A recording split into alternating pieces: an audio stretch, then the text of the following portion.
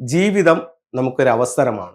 അപ്പോൾ നമ്മൾ അത് ശരിയായ രീതിയിൽ നമ്മുടെ വീടിനെ പരിഗണിച്ചാൽ, അല്ലെങ്കിൽ വീടിൻ്റെ ദിക്കുകൾ ശരിയായ രീതിയിൽ ഊർജ്ജവൽക്കരിച്ചാൽ നമുക്ക് ഒത്തിരി നേട്ടങ്ങൾ ഫെങ്ഷുയി എന്ന് പറയുന്ന ശാസ്ത്രത്തിലൂടെ നേടാനായിട്ട് സാധിക്കുമെന്നാണ് ചൈനീസ് വാസ്തുവിലെ ഫെങ്ഷുയിൽ പറയുന്നത്. നിങ്ങൾ ഇതിനോടകം തന്നെ വീട് വെച്ചിട്ടുള്ള ഒരു വ്യക്തി ആയിക്കോട്ടെ, അതല്ലെങ്കിൽ നിങ്ങൾ താമസിക്കുന്നത് ഒരു വാടക കെട്ടിടത്തിലായിക്കോട്ടെ, അല്ലെങ്കിൽ നിങ്ങൾ താമസിക്കുന്നത് ഒരു ഫ്ലാറ്റിലായിക്കോട്ടെ, എന്ത് തന്നെ ആയിക്കോട്ടെ, അവിടെ നമുക്ക് ഫെങ്ഷുയി ചെയ്യാനായിട്ട് സാധിക്കുന്നതാണ്. അപ്പോൾ ഫെങ്ഷുയിൽ ഏറ്റവും പ്രധാനപ്പെട്ടുള്ള 2 മെത്തേഡുകൾ, വീട് വെക്കുന്നതിന് മുമ്പ് നമുക്ക് വീടിന്റെ ഫ്ലൈങ് സ്റ്റാറും കാര്യങ്ങളും എല്ലാം എടുക്കാം, വെച്ച വീടിനും എടുക്കാൻ പറ്റും. അപ്പം വീട് വെക്കുന്നതിന് മുമ്പാണെങ്കിൽ ആ ഫ്ലൈങ് സ്റ്റാർ നമ്പറുകൾ അനുസരിച്ച് നമുക്ക് ബെഡ്റൂമിന്റെ സ്ഥാനവും പ്രധാന ഡോറിന്റെ സ്ഥാനവും ക്രമീകരിക്കാവുന്നതാണ്. വെച്ചു പോയെന്നുണ്ടെങ്കിൽ അത് നമ്മൾ ആ ഫ്ലൈങ് സ്റ്റാർ നമ്പറുകൾ കണ്ടുപിടിച്ചിട്ട് ഇപ്പൊ അതിന് എന്തെങ്കിലും ദോഷ സ്ഥലത്താണ് നമ്മുടെ പ്രധാന വാതിലോ ബെഡ്റൂമോ നിൽക്കുന്നതെന്നുണ്ടെങ്കിൽ ഫെങ്ഷുയുടെ ചില എലമെന്റുകൾ ഉപയോഗിച്ചുകൊണ്ട് നമുക്കതിനെ ബാലൻസ് ചെയ്യാവുന്നതാണ്. അപ്പോൾ എന്താ അവിടെ സംഭവിക്കുന്ന പറഞ്ഞു കഴിഞ്ഞാൽ ആ ഒരു ദോഷം പരമാവധി കുറയ്ക്കുകയും സൗഭാഗ്യങ്ങളെ പരമാവധി വർദ്ധിപ്പിക്കാനും ചൈനീസ് വാസ്തുവിലെ ഫെങ്ഷുയിലൂടെ സാധിക്കുന്നതാണ്. അപ്പോൾ ഇത് 2 മെത്തേഡാണ് നമ്മളിവിടെ ഉപയോഗിക്കുന്നത്. ഒന്നെന്ന് പറയുന്നത് എലമെന്റ് ബേസ് ചെയ്ത്. ഉദാഹരണത്തിന് ഫെങ്ഷുയിലുള്ള വളരെ മോശമായിട്ടുള്ള സ്റ്റാർ എന്ന് പറയുന്നത് 7 ആണ്. അപ്പൊ ഈ 7 നിൽക്കുന്ന സ്ഥലം നമ്മുടെ ബെഡ്റൂം ആണ് എന്ന് കരുതുക. അപ്പൊ ഈ ബെഡ്റൂമിനകത്ത് നമുക്ക് എന്താ പറയുന്നത്, ഒരു 7 നിൽക്കുന്നു. അപ്പൊ എന്താ 7ന്റെ സ്വഭാവം എന്ന് ചോദിച്ചു കഴിഞ്ഞാൽ പറ്റിപ്പും കടബാധ്യതയുമാണ് സ്വഭാവം. പറ്റിപ്പെന്ന് വെച്ച് കഴിഞ്ഞാൽ 7 ഉള്ള ബെഡ്റൂമിൽ നമ്മൾ കിടന്നു കഴിഞ്ഞാൽ നമ്മുടെ നിന്ന് മറ്റുള്ളവർ പൈസ വാങ്ങിച്ചിട്ട് തിരിച്ചു തരാതിരിക്കുക, അല്ലെങ്കിൽ നമുക്ക് എന്തെങ്കിലും കാര്യങ്ങൾ ഓഫർ ചെയ്തിട്ട് സമയത്ത് മാറുക, നമ്മളെ പറ്റിക്കുക, ഇത്തരം കാര്യങ്ങൾ സംഭവിക്കാനുള്ള സാധ്യതയുണ്ട്. അപ്പൊ നമുക്ക് ആകെ ഒരു ബെഡ്റൂമേ ഉള്ളൂ. അങ്ങനെയാണെങ്കിൽ നമുക്ക് അതിനകത്ത് മിനിമം 4 സ്ക്വയർ ഫീറ്റ് വരുന്ന ഒരു ബ്ലൂ മാറ്റ് ഉപയോഗിക്കുകയും അതിനോടൊപ്പം തന്നെ ബ്ലൂ റൈനോ എലിഫന്റ് എന്ന് പറയുന്ന ഒരു സ്റ്റാച്ചു ഉപയോഗിക്കുകയും ചെയ്യുകയാണെങ്കിൽ ഈ ദോഷത്തെ മറികടക്കാനും കൊടുത്ത പൈസ തിരികെ കിട്ടാനും ഇതുമൂലം സാധിക്കുമെന്ന് ഫെങ്ഷുയിൽ പറയുന്നുണ്ട്.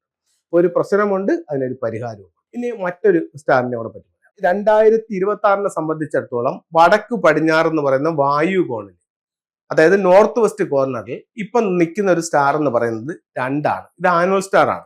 അപ്പൊ ഈ 2 വടക്ക് പടിഞ്ഞാറ് വരുമ്പോൾ ലോകത്തെല്ലായിടത്തും ഇപ്പൊ 2 വടക്ക് പടിഞ്ഞാറ് എന്ന് പറയുന്നത് നോർത്ത് വെസ്റ്റിൽ വന്നിട്ടുണ്ട്. ഇത് ആരോഗ്യ പ്രശ്നങ്ങൾ ഉണ്ടാക്കുന്ന ഒരു സ്റ്റാർ ആണ്. നമുക്ക് ഒരു ബെഡ്റൂമേ ഉള്ളൂ, നമ്മുടെ ബെഡ്റൂം നോർത്ത് വെസ്റ്റിലാണ്. നമ്മൾ എന്ത് ചെയ്യുമെന്ന് ചോദിച്ചു കഴിഞ്ഞാൽ 6 മെറ്റൽ കോയിൻസ് ആ ബെഡ്റൂമിൽ ഉപയോഗിക്കുക, ബ്രാസ് ഐറ്റംസ് ഉപയോഗിക്കുക, കലാഭാഷ് ഉപയോഗിക്കുക. അപ്പൊ ഇത്തരം കാര്യങ്ങൾ ചെയ്യുകയാണെങ്കിൽ ഈ ദോഷത്തിന് പരിഹാരമാകുമെന്ന് ഫെങ്ഷുയിൽ പറയുന്നുണ്ട്. അപ്പൊ ഇത്തരം കാര്യങ്ങൾ നമുക്ക് അവിടെ ചെയ്യാം. അതുപോലെ തന്നെ പുറത്ത് 6 റോഡ് വിൻചെയും അവിടെ സ്ഥാപിക്കാവുന്നതാണ്.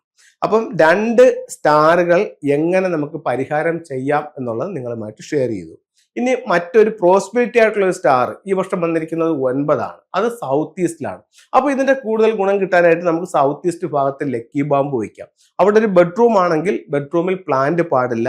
നമുക്ക് പ്രോസ്പെരിറ്റി ആയിട്ടുള്ള ലക്കി ആയിട്ടുള്ള വെൽത്ത് കൊണ്ട് തരുന്ന സിമ്പലുകൾ നമുക്ക് സൗത്ത് ഈസ്റ്റ് ഭാഗത്ത് ഉപയോഗിക്കാനായിട്ട് സാധിക്കും.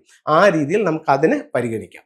ഇനി ഞാൻ പറഞ്ഞു വന്നത് സിംബോളിക് ആയിട്ടാണ്. അപ്പം ഇത് ഫ്ലൈങ് സ്റ്റാർ നമ്പറും ആനുവൽ സ്റ്റാർ നമ്പറും ഉപയോഗിച്ച് സ്റ്റാർ ഏതാണെന്ന് കണ്ടുപിടിച്ചിട്ട് അതിന്റെ റെമഡിയാണ് ഞാൻ ഈ പറഞ്ഞ 3 എണ്ണം. ഇനി പറയുന്നതെന്ന് പറഞ്ഞു കഴിഞ്ഞാൽ നമുക്ക് എല്ലാവർക്കും കോമൺ ആയിട്ട് ഒരു വീടിന്റെ സ്വീകരണ മുറി, അതെന്താ സ്വീകരണ മുറി എന്ന് വെച്ച് കഴിഞ്ഞാൽ ഒരു വീടിന്റെ എല്ലാ എനർജിയും ഉൾക്കൊണ്ട ഏറ്റവും ചെറിയ പോർഷൻ എന്ന് പറയുന്നത് ആ വീടിന്റെ സ്വീകരണ മുറിയാണ്. അതിനെ സ്മാൾ തൈച്ചി എന്നാണ് പറയുന്നത്.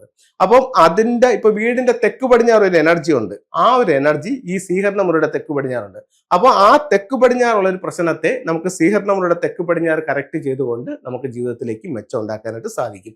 അതാണ് നമ്മുടെ സ്വീകരണ മുറിയിൽ ഫെങ്ഷുയി ഉപയോഗിച്ചിട്ട് ചെയ്യാനായിട്ട് നിൽക്കുന്നത്. അപ്പൊ കുടുംബാംഗങ്ങളുടെ ഐക്യമാണ് നമ്മൾ ഉദ്ദേശിക്കുന്നതെങ്കിൽ കുടുംബാംഗങ്ങൾ എല്ലാം കൂടെ ഉള്ള വളരെ ഹാപ്പി ആയിട്ടുള്ള ഒരു ഫോട്ടോ എടുത്ത് സ്വീകരണ മുറിയുടെ സൗത്ത് വെസ്റ്റ് കോർണറിൽ വയ്ക്കുന്നത് കുടുംബാംഗങ്ങൾ പരസ്പരം ഐക്യം ഉണ്ടാവാനായിട്ട് നല്ലൊരു സിമ്പലാണ്.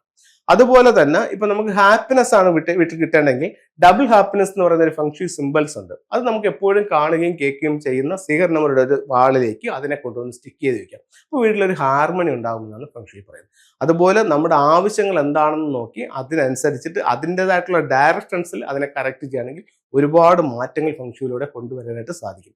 ഇതാണ് ഫെങ്ഷുയി ഉപയോഗിച്ചിട്ടുള്ള ഒരു ബാലൻസ്. ഇതിന്റെ അഡ്വാൻസ് ആയിട്ടുള്ള കാര്യങ്ങളുണ്ട്. അത് എൻ്റെ ഫ്ലൈങ് സ്റ്റാർ മറ്റുള്ളതും കണ്ടുപിടിച്ചിട്ട് ആ രീതിക്ക് നമുക്ക് ബെഡ്റൂം മറ്റെല്ലാം സെറ്റ് ചെയ്യാവുന്നതാണ്.